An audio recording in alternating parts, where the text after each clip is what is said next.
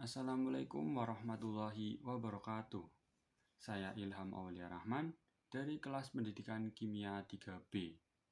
Nah, di sini saya akan menjelaskan mengenai 5 hadis yang berkaitan mengenai ada hewan, tumbuhan, matematika, kimia, dan yang terakhir ada ilmu alam atau luar angkasa dan sunatullah. Mulai dari yang pertama, hadis tentang hewan. Bismillahirrahmanirrahim. An Abi Hurairah radhiyallahu anhu qala Rasulullah sallallahu alaihi wasallam man qatala usfuron abasan aja ilallahi yaumal qiyamati yaqulu ya rabbi inna kulanan qatalani abasan walam yaqtul lima faatin. Kemudian terjemah dari hadis tersebut, yaitu dari Abu Hurairah radhiyallahu anhu. Rasulullah shallallahu alaihi wasallam bersabda, barang siapa membunuh seekor burung pipit dengan sia-sia, maka burung itu akan mengadu kepada Allah pada hari kiamat. Seraya berkata, wahai Tuhanku, si fulan telah membunuhku dengan sia-sia, bukan untuk kemanfaatan. Itu adalah terjemahan dari hadis yang sudah saya bacakan. Kemudian isi kandungannya yaitu Islam menekankan tanggung jawab manusia terhadap makhluk hidup lainnya, termasuk hewan juga. Membunuh hewan tanpa alasan yang jelas seperti untuk makan atau keperluan mendesak adalah perbuatan yang tidak dibenarkan. Hewan memiliki hak dalam tatanan ekosistem dan tidak boleh disia-siakan. Karena itu, kita harus menjaga ekosistem sebagai manusia yang ikut dalam melestarikan baik ekosistem tumbuhan maupun hewan. Kemudian hadis yang kedua, yaitu hadis tentang tumbuhan. Kemudian saya akan bacakan hadisnya. Bismillahirrahmanirrahim. An Anas bin Malik radhiyallahu an anna nabiyya sallallahu alaihi wasallam qala inna qamatis sa'atu wa fi yadihi ahadikum fasilah fa ini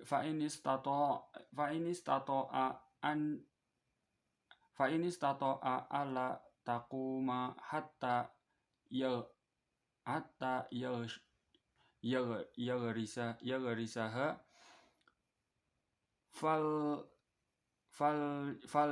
fal yaf'al. Hadis Musnad Ahmad ke 12.902 yang artinya dari Anas bin Malik radhiyallahu anhu, Rasulullah shallallahu alaihi wasallam bersabda, jika kiamat tiba sementara di tangan salah seorang dari kalian ada sebuah bibit pohon, maka jika dia mampu untuk menanamnya sebelum kiamat tiba, hendaklah dia menanamnya. Nah, dari arti dan hadis yang sudah saya bacakan, terdapat kandungan atau isi kandungan di dalamnya, yaitu Islam mengajarkan semangat menjaga dan melestarikan lingkungan, bahkan dalam situasi yang sulit sekalipun. Menanam pohon memiliki nilai kebaikan besar dalam Islam karena berkontribusi pada kehidupan makhluk hidup lainnya. Hadis ini menunjukkan optimisme dan tanggung jawab terhadap bumi hingga akhir hayat. Kurang lebih begitu untuk penjelasan hadis tentang tumbuhan. Selanjutnya, hadis yang ketiga. Saya akan bacakan hadisnya. An Abdillah bin Mas'udin radhiyallahu an Qala Rasulullah sallallahu alaihi wasallam al mutasawuna fil mirasi yuqasamulahum bil qist. Hadis Musnad Ahmad ke 3836. Dari hadis tersebut terjemahnya yaitu dari Abdullah bin Mas'ud radhiyallahu an, Rasulullah shallallahu alaihi wasallam bersabda, orang-orang yang memiliki hak setara dalam warisan maka harus dibagikan kepada mereka dengan adil. Itulah hadis dan terjemahnya. Kemudian kita jelaskan mengenai kandungan hadis yang ada di dalamnya. Islam menekankan pentingnya pembagian harta warisan secara adil sesuai dengan ketentuan syariat. Dalam hukum waris atau faraid, matematika digunakan untuk menentukan bagian setiap ahli waris. Ini menunjukkan bahwa Islam menghormati akurasi dan keadilan dalam muamalah, termasuk dengan perhitungan yang presisi. Kemudian hadis yang keempat ini mengenai ilmu kimia. Akan saya bacakan hadisnya. Bismillahirrahmanirrahim. An Jabir bin Abdillahi radhiyallahu an. Qala Rasulullah sallallahu alaihi wasallam, likulli da'in dawaun. Faida usiba dawa uddai bara'a bi'ibnillah. Hadis Sahih Muslim ke 2204. Kemudian kita ke maknanya atau terjemahnya. Dari Jabir bin Abdullah radhiyallahu anhu, Rasulullah shallallahu alaihi wasallam bersabda, setiap penyakit ada obatnya. Jika obat itu cocok dengan penyakitnya, maka Allah akan sembuh dengan izin Allah. Kemudian kandungan isi hadis di dalamnya. Islam mendorong penelitian dan eksplorasi ilmiah untuk menentukan obat bagi setiap penyakit, yang mencakup prinsip kimia dalam farmasi. Hadis ini menjadi dasar motivasi untuk menunjukkan ilmu kedokteran dan ilmu kimia, yang dimana kimia itu membuat obat-obatan pada bidang farmasi yang sudah saya sebutkan. Kemudian menggunakan sains untuk kemaslahatan manusia adalah bagian dari sunatullah. Itulah isi kandungan mengenai hadis tentang kimia. Selanjutnya hadis yang terakhir pada pembahasan ini yaitu hadis yang kelima, akan membahas mengenai ilmu alam atau ilmu luar angkasa dan sunatullah.